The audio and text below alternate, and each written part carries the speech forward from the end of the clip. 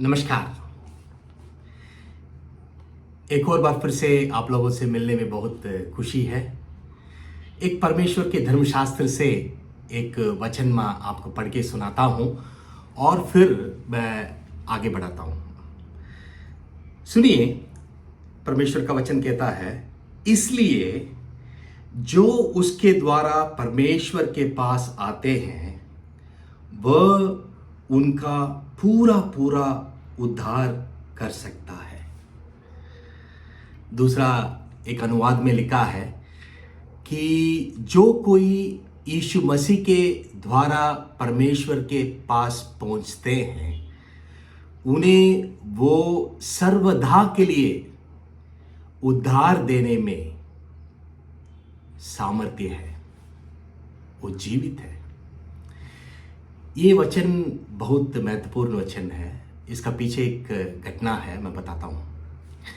एक बार एक धर्मशास्त्र के प्रचार जो है सड़क में खड़े होकर के गांव में प्रचार कर रहे थे।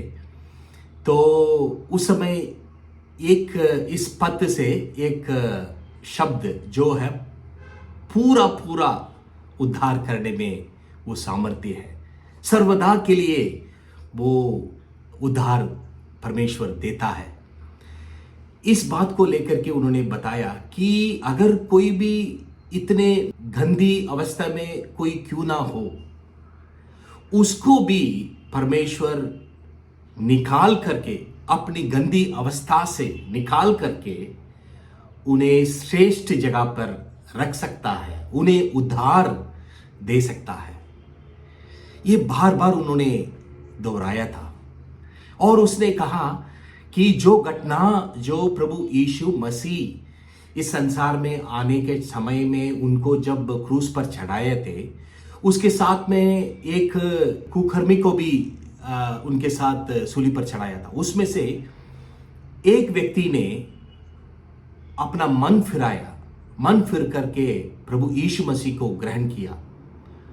तो इस प्रचार ने इन बातों को दोहरा करके बार बार उन्होंने जोर दिया कि कोई भी हमसे, हमारे बीच में इस अवस्था में क्यों ना हो, उन्हें भी परमेश्वर उद्धार देने में सामर्थ्य है। तो ये प्रचार खत्म हो गया, वो प्रचारक अपना घर लौट गया। कुछ घंटे के बाद एक छोटी सी लड़की जो है उनका घर जाकर के खटखटाया। तो जैसे उसने दरवाजा खोला तो उस लड़की ने उन्हें विनती किया कि आपने जो परमेश्वर का वचन से जो बताया है कि परमेश्वर सामर्थ्य है कि जो गंदे नीचे अवस्था में कोई क्यों ना हो उन्हें भी बचा सकता है, उसका एक अवसर आ गया है, आप आइए। तो उन्होंने पूछा कहाँ आना? हमारा घर आइए, तुरंत आइए। तो उसने फिर उनका पीछे चलने लगा। तो जब उनके पीछे पीछे गया, वो गंदी बस्ती में उनका घर और बिल्कुल अंधेरा में, और उनके घर में जैसे प्रवेश किया वहां कोई चारपाई नहीं है, कोई कुर्सी नहीं है। एक कोने पे बिस्तर पे एक व्यक्ति लेटा हुआ है और इस तरफ एक औरत रोते हुए, उनके शरीर में खून है।